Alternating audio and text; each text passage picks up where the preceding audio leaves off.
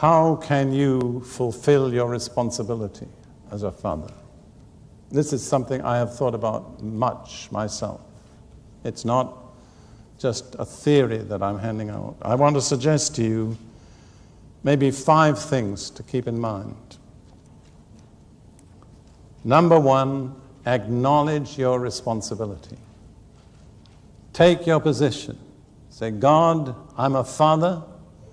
I understand, at least in a measure, what you expect of a father, and I accept my responsibility before you. You see, in the Bible, as I've said, responsibility and authority go together. God gives authority to those who accept responsibility. If you don't accept responsibility, you won't have authority, because that's the justice and the wisdom of God. If you will accept your responsibility, you don't have to be a tremendous success. You don't have to have all the answers, but you have to be willing to say, God, I accept my responsibility. Then God will give you the authority that you need, because authority comes from God. He's the only source. Second, humble yourself before God.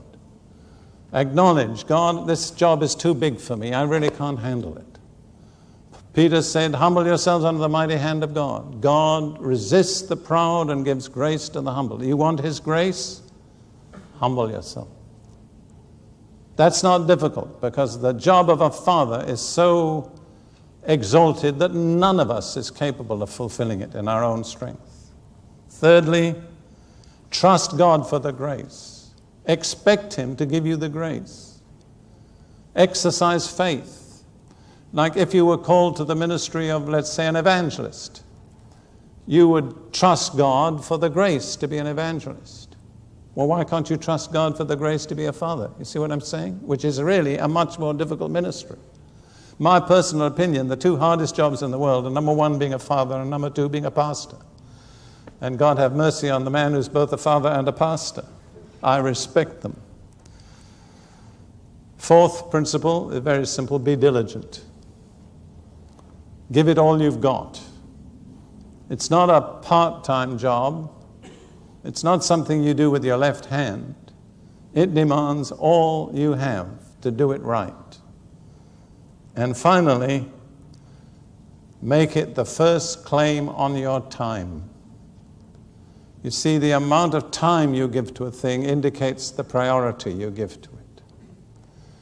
Most delinquent children, when they talk to counselors or youth workers, all have one complaint: our parents never listened to us.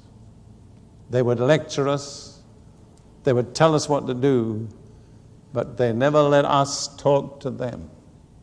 You see, when Moses said to be a father, you've got to teach your child when you walk by the way, when you sit down, when you rise up, he meant it's a full-time job.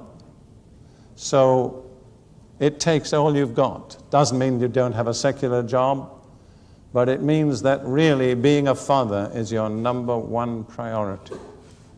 You give it first place in your life.